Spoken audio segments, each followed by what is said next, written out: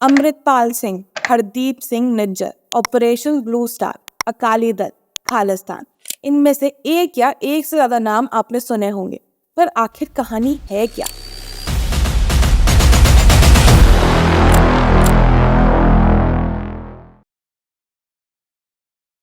जर्नैल सिंह भिंडरनवाला यानी जेएसपी के पास पब्लिक और गवर्नमेंट दोनों का सपोर्ट था और इसलिए वो कभी भी जेल नहीं जाते थे और 100 गलतियां उनकी माफ होती गई। लेकिन जब जेएसपी के लोगों ने पंजाब केसरी के एडिटर जगती नारायण को शूट कर दिया क्योंकि वो जेएसपी के अगेंस्ट न्यूज़पेपर में पब्लिश कर रहे थे और इशू था सिख और निरंकारी कॉन्फ्लिक्ट का, जो कि सिक्स का इंटरनल कॉन्फ्लिक्ट है। इसके बाद तो government had no choice but to arrest him. अब यहाँ दो सीन हुए, एक तरफ जेएसबी और कांग्रेस दुश्मन बन गए और दूसरी तरफ पब्लिक सपोर्ट और प्रोटेस्ट के चलते जेएसबी जेल से छूट गया और उसका हौसला अब 7वें आसमान पे था। कांग्रेस का हाथ छूटते ही जेएसबी का हाथ अकाली दल ने पकड़ लिया। आनंदपुर साहिब रेजोल्यूशन को लेकर रिलीज हुई, धर्म युद्ध मोर्चा चलाया गया, फायरिंग के इंसिडेंसेस भी हुए। 1982 में ही और भी कई एक्टिविटीज जेएसबी के लोगों ने करी, जैसे पंजाब के सीएम दरबारा सिंह पे जानलेवा हमला, 2 इंडियन प्लेन्स की हाईजैकिंग और अक्टूबर 1983 में 2 बसों को हाईजैक करके 38 हिंदुओं को गोली मारना। एज अ रिजल्ट पंजाब में प्रेसिडेंट रूल इम्पोज कर दिया गया और 15 दिसंबर 1983 को जेएसपी ने अपनी लोकेशन को गोल्डन टेम्पल के अंदर अखल तख्त पे शिफ्ट कर दिया,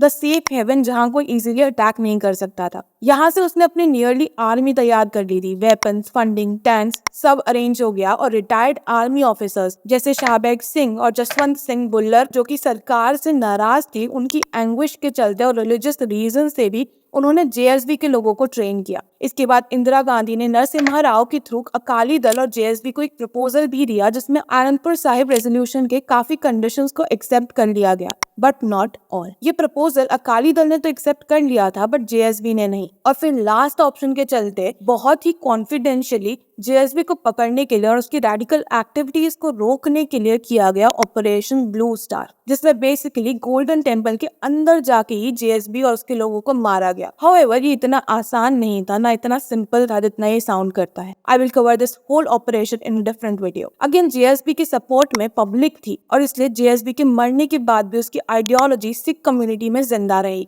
इस ऑपरेशन के काफी कॉन्सिक्वेंसेस हुए, बट जिसने देश को हिला दिया और सिचुएशन को और भी गंभीर बना दिया था वो था 1 अक्टूबर 1984 को इंदिरा गांधी का असैसिनेशन, जो कि उनके ही सिख बॉडीगार्ड्स बेअंत सिंह और सामंत सिंह ने किया था। 18 बुलेट्स वर शॉट्स। दिल्ली के एम्स हॉस्पिटल में जहां उनको ले जाया गया वहां हजारों लोग इकट्ठा हो गए।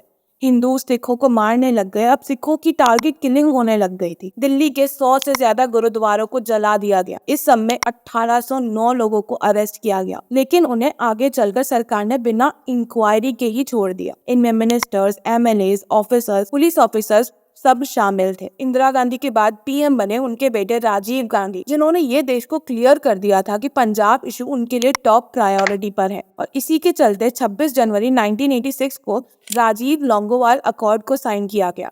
अकाली लीडर्स को छोड़ दिया गया और चंडीगढ़ को पंजाब में ट्रांसफर कर दिया गया। लेकिन हरियाणा के हिंदूज यहाँ वापस आउटरीच हो गए। वहाँ के सीएम भजन लाल ने राजीव गांधी को बोला कि अगर हरियाणा ने चंडीगढ़ गंवाया तो कांग्रेस अपना हरियाणा का वोट बैंक गंवा देगी। As a result Rajiv Gandhi अपने कमिटमेंट से पीछे हट गए। जेएसबी फिजिकली जिंदा नहीं थे, पर अपने जैसे न जाने कितनों को छोड़ के गए थे, जिनको धीरे धीरे सरकार एलिमिनेट कर रही थी। और यही काम करने के लिए और जेएसबी के लोगों को वापस से अकल तख्त के बाहर निकालने के लिए 1986 और 1988 में ऑपरेशन ब्लैक थंडर किया गया। लेकिन इस टाइम ये अश्योर किया गया कि गोल्डन टेम्पल को कोई नुकसान ना हो, अनलाइक जैसे ऑपरेशन ब्लू स्टार के टाइम भारी नुकसान हुआ था, जिसके चलते पूरी सिख कम्युनिटी, ना कि सिर्फ इंडिया की बट ग्लोबल, आउटरेज हो गई थी और गवर्नमेंट ऑफिसर्स और पॉलिटिशियंस ने रिजाइन भी कर दिया था। 1991 में राजीव गांधी का भी असैसिनेशन किया गया और उसके बाद मनमोहन सिंह को पीएम बनाया गया, प्राइमरीली सिख्स को अपीज करने के लिए,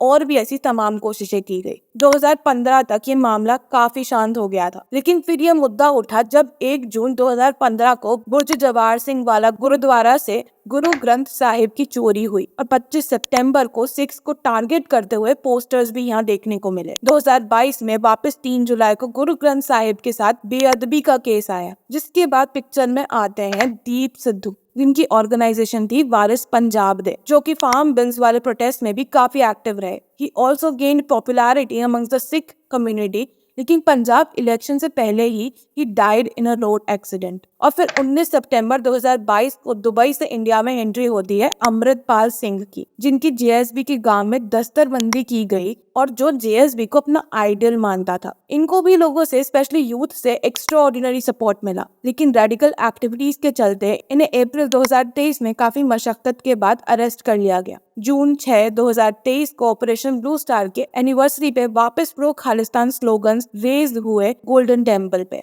15 जून को अमृतपाल सिंह के दोस्त और जिसने उसे ग्रूम किया था, अवतार सिंह खांडा की डेथ हो गई। इसका रीजन अनक्लियर है अभी तक, पर ये UK based terrorist group Khalistan liberation front के चीफ थे। फिर 19 जून को ही हरदीप सिंह निज्जर, जो कि खालिस्तान टाइगर फोर्स के चीफ थे, उनको भी कनाडा में गोली मार दी गई। यानी कहीं ना कहीं खालिस्तानी मूवमेंट के नेटवर्क को झटके पे झटके लग रहे हैं। आगे क्या होने वाला है ये कहना तो मुश्किल है, लेकिन अगर कम्युनल डिवाइड इंडिया में नहीं होता और एक सही अप्रोच के साथ इंडिया आजाद होता, तो डेफिनेटली इंडिया आज इससे बेटर प्लेस पे होता और उसको डिसइंटीग्रेशन का कोई डर नहीं होता। इंडिया पाकिस्तान पार्टीशन का खामियाना आज भी दोनों देश के लोग भुगत रहे हैं, and we certainly do not want to repeat the history. अगर वीडियो पसंद आई हो और इन्फॉर्मेटिव लगी हो तो do subscribe to the channel, like and share the video and drop your feedback in the comment section.